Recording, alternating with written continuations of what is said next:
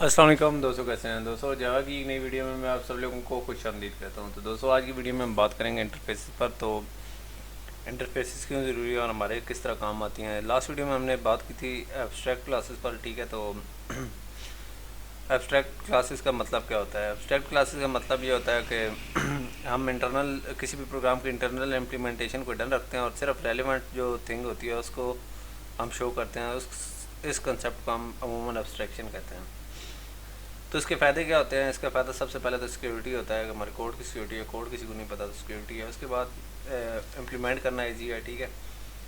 ठीक है, अगर अगली चीज़ चेंज करनी है तो पिछली पर फ़र्क नहीं पड़ेगा, पिछली चेंज करनी है तो अगली पर नहीं पड़ेगा, ठीक है। तो अ, अगर बैक पर हम चेंज करते हैं तो फ्रंट वाले को नहीं पता चलता कि बैक पर हमने क्या चेंज की है, ठीक है। ईज ऑफ इम्प्लीमेंटेशन है, ठीक है। और उसके बाद है मेंटेनेबिलिटी, कि इसको मेंटेन करना बड़ा आसान है। जिस मॉड्यूल में चेंज है उसमें कर लेते हैं। और ईज़ ऑफ यूज यानी इस्तेमाल करने में भी आसानी है, ठीक है। तो हम इंटरफेस क्लासेस और एब्स्ट्रैक्ट क्लासेस को इंटरफेस और एब्स्ट्रैक्ट क्लासेस को यूज़ करके एब्स्ट्रैक्शन को इम्प्लीमेंट करते हैं। तो आज बात करने लगे इंटरफेसेस पर, ठीक है। एब्स्ट्रैक्ट क्लासेस पर इससे पहले हम बात कर चुके हैं, ठीक है। तो एब्स्ट्रैक्ट का मतलब मकसद क्या होता है। तो एब्स्ट्रैक्ट का अमूमन जो मकसद होता है वो अमूमन हम जो थ्योरेटिकली हम कहते हैं कि ये एक वो डिफरेंट डिवाइसेस के दरमियान एक कम्युनिकेशन का मीडियम होता है, ठीक है। एक कॉन्ट्रैक्ट होता है प्रोवाइडर और कस्टमर, आपका कस्टमर के दरमियान, ठीक है। तो इंटरफेस उस हिसाब से क्या बनती है, उस हिसाब से इंटरफेस ये बनती है कि इंटरफेस एक, जैसा कि नाम से ज़ाहिर हो रहा है कि एक इंटरफेस मुहैया करती है या एक प्लेटफॉर्म मुहैया करती है जहाँ से लोग कम्युनिकेट करते हैं, ठीक है, डिवाइसेस के साथ। और उन्हें अंदर नहीं पता कि डिवाइसेस अंदर से क्या कर रही हैं या सिस्टम अंदर से क्या कर रहे हैं।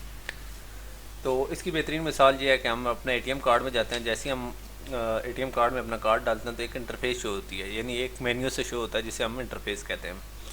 उस इंटरफेस पर हम कहते हैं भाई पैसे निकालो, पैसे डालो। अब हमें नहीं पता कि पीछे पे क्या हो रहा है। फ्रंट एंड पर तो हमें शो वो मेन्यू शो कर होता है, बैक एंड पर हमें नहीं पता। हमने कैश विड्रॉ किया तो बैक एंड पर मशीनरी क्या काम कर रही है, कंप्यूटर क्या काम कर रहा है। तो यही हमारा कंसेप्ट है इंटरफेस का। इंटरफेस को हम सिर्फ बताते हैं भाई हमने क्या करना है।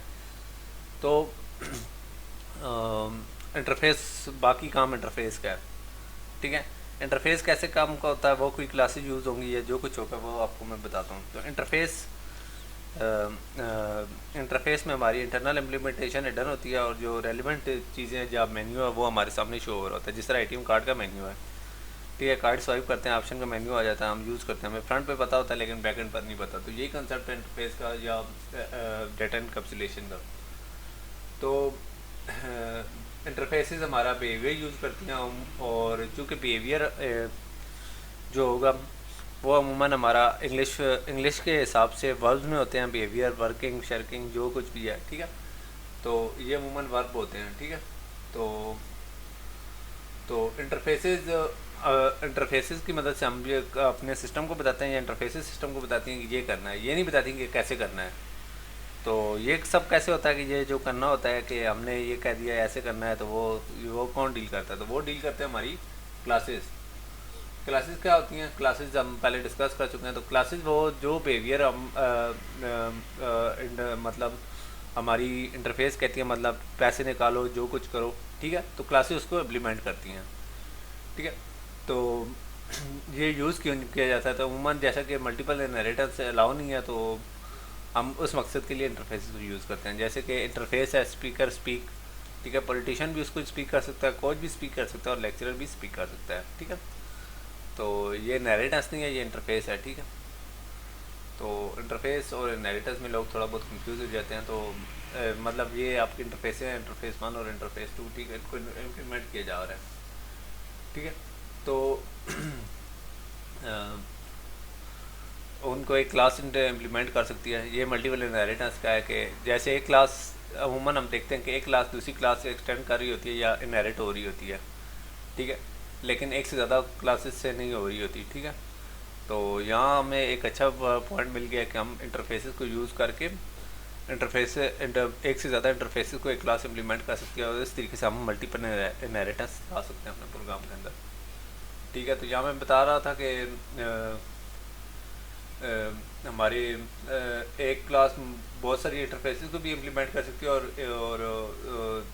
और सिर्फ सिंगल क्लास को एक्सटेंड करती है। ठीक है, इंटरफेसेस अलबत्ता एक दूसरे को एक्सटेंड करती हैं। ठीक है, और मैं आप लोगों को पहले इंटरफेस के बारे में बता देता हूँ। इंटरफेस क्या होती है? इंटरफेस के लिए अमूमन जो फॉर्मेट यूज़ होता है, पहले हम एक्सेस मॉडिफायर यूज़ करते हैं, पब्लिक वगैरह जो कुछ भी है, उसके बाद इंटरफेस, ठीक है, कीवर्ड यूज़ करते हैं, उसके बाद हम इंटरफेस का नाम यूज़ करते हैं। ठीक है, और उसके बाद अगर हम ये एक्सटेंड कर रहे हैं किसी से तो हम एक्सटेंड लिख कर पेरेंट इंटरफेस का नाम लिखेंगे, नहीं तो अगर ये पेरेंट इंटरफेस इटसेल्फ है तो हम ये चीज़ नहीं लिखेंगे। ठीक है, और उसके बाद हम ब्रैकेट कोड वाली ब्रैकेट लिखेंगे। ठीक है, ठीक है, और उसके अंदर हम अपने एट्रीब्यूट्स लिखेंगे और मेथड लिखेंगे। ठीक है, तो जहाँ मैं बताता चलूँ जैसा कि मैंने आप लोगों को बताया था कि इंटरफेस एक कॉन्ट्रैक्ट है, लिहाजा इसके मेथड्स की कोई इम्प्लीमेंटेशन नहीं होती। ठीक है, जैसा कि एब्स्ट्रैक्ट मेथड में होता था।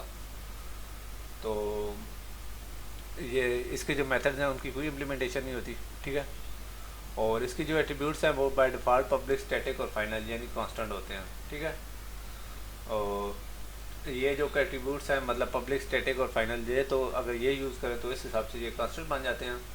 तो उनको एक्सेस करने का क्या तरीका होता है? हम पहले इंटरफेस का नाम लिखते हैं, फिर कांस्टेंट का नाम लिखते हैं। और कांस्टेंट अमूमन हम देखते हैं कि जावा या कुछ अच्छी प्रोग्रामिंग या सॉफ्टवेयर इंजीनियरिंग प्रैक्टिस में होता है कि हम कैपिटल में लिखते हैं। ठीक है, अगर एक से ज़्यादा कैपिटल्स का मिलकर एक वेरिएबल बन रहा है या हमारा एट्रीब्यूट बन रहा है तो हम उसको इस तरह करते हैं कि अंडरस्कोर डाल देते हैं। ठीक है, तो उसके बाद बात कर रहे थे हम मेथड्स की। मेथड्स हमारे पब्लिक एब्स्ट्रैक्ट होते हैं। ठीक है, और उनका एक प्रोटोटाइप भी होता है, जैसे कि हम अपनी C++ में भी और इसमें भी प्रोटोटाइप का कंसेप्ट देखते हैं, यानी उनका सिर्फ सिग्नेचर होता है। ठीक है, इस तरह सिग्नेचर होगा लेकिन उसके अंदर इम्प्लीमेंटेशन कोड वगैरह नहीं होगा। ठीक है,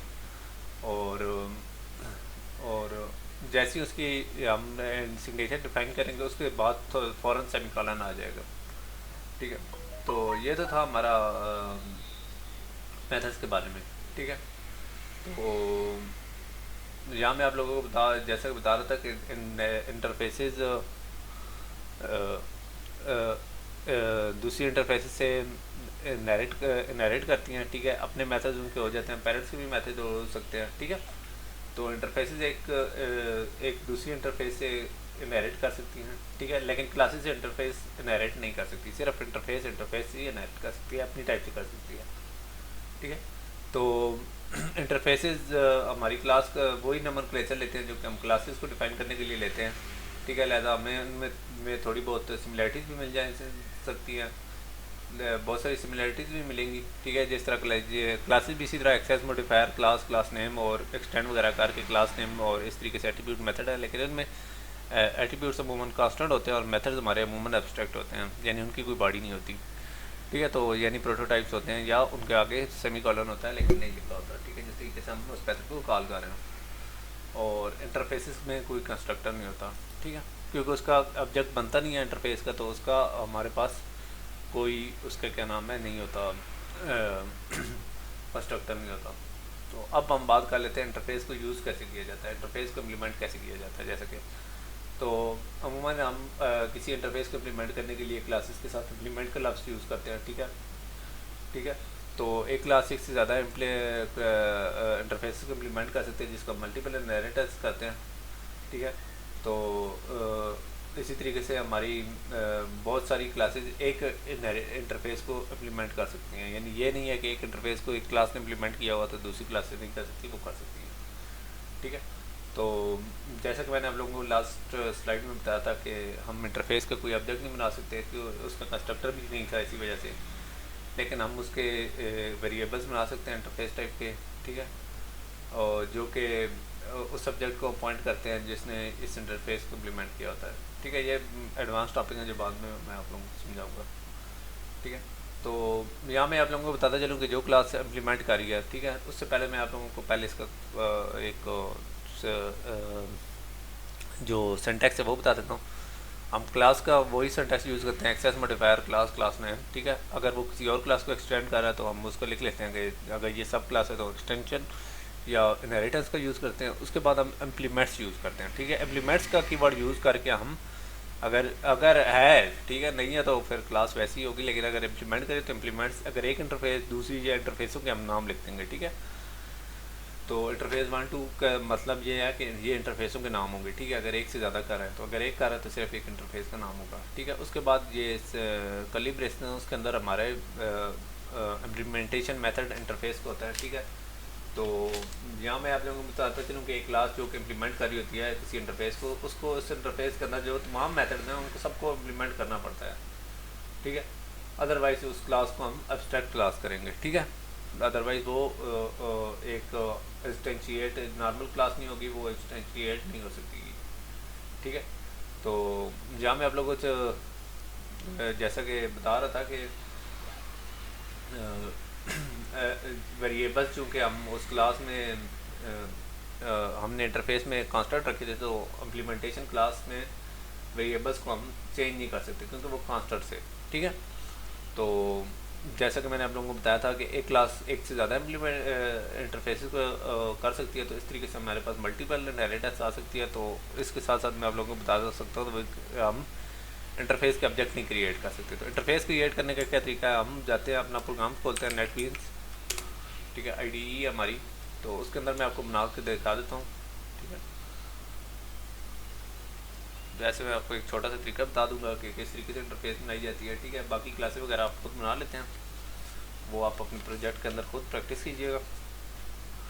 तो ये तरीका है, आप अपने प्रोजेक्ट में जाएँ, ठीक है। ये थोड़ा मेरा सिस्टम स्लो हो जाता है जब रिकॉर्डिंग लगती है, ठीक है। ये सोर्स पैकेज, ये मेरे पेरेंट पैकेज में मैं ये पेरेंट वाली क्लास पे काम कर रहा था। तो अगर मैंने कोई इंटरफेस बनानी तो इसका ये तरीका होगा, न्यू जावा इंटरफेस, ठीक है, ठीक है। तो पेरेंट इंटरफेस, ठीक है। यहाँ मैं आप लोगों को दिखाता जाऊँ कि जैसे मैं पेरेंट लिखूँगा तो वो कहेगा पेरेंट नाम की क्लास है, तो आप ये काम नहीं कर सकते। तो पेरेंट इंटरफेस करके आप अपनी इंटरफेस बना सकते हैं, ठीक है। जैसे इंटरफेस बनाएंगे तो ये देखें public interface, parent interface, interface का नाम वही मेथड आ जाएगा। और अगर किसी और को कर रही है तो हम इस तरह कर लेंगे कि एक्सटेंड्स इंटरफेस टू, ठीक है, जो कि हमारे पास है नहीं। यहाँ एरर शो होगा कि ये इंटरफेस अभी तक प्रेजेंट नहीं है।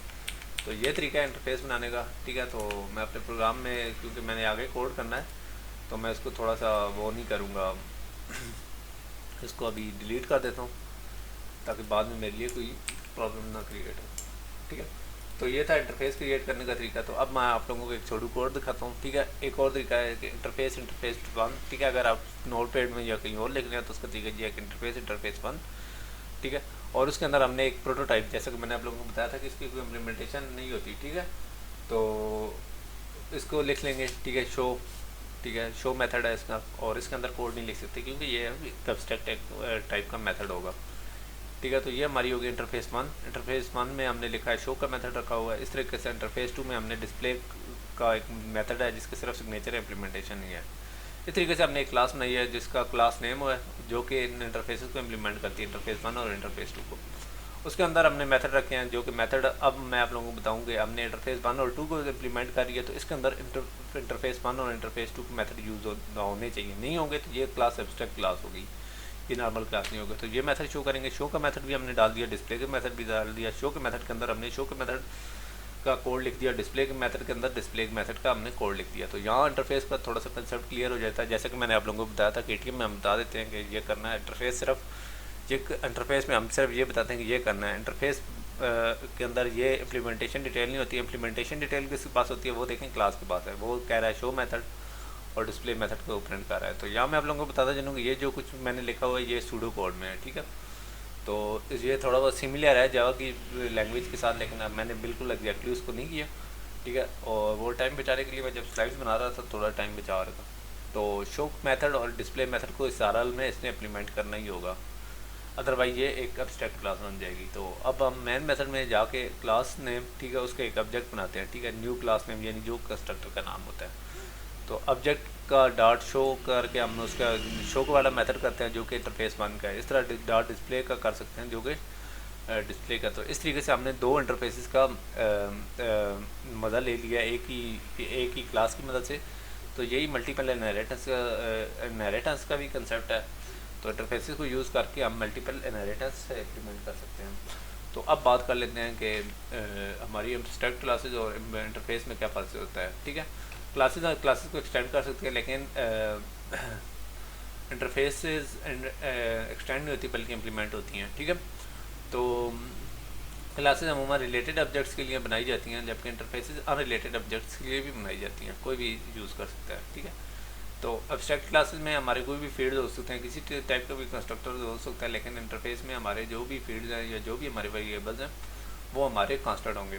इस तरीके से हमारे मेथड्स हैं एब्स्ट्रैक्ट क्लासेस में नॉर्मल मेथड्स की तरह हम नॉर्मल मेथड्स भी यूज़ कर सकते हैं और एब्स्ट्रैक्ट मेथड भी, लेकिन इंटरफेस में हम सिर्फ एब्स्ट्रैक्ट मेथड ही यूज़ करेंगे।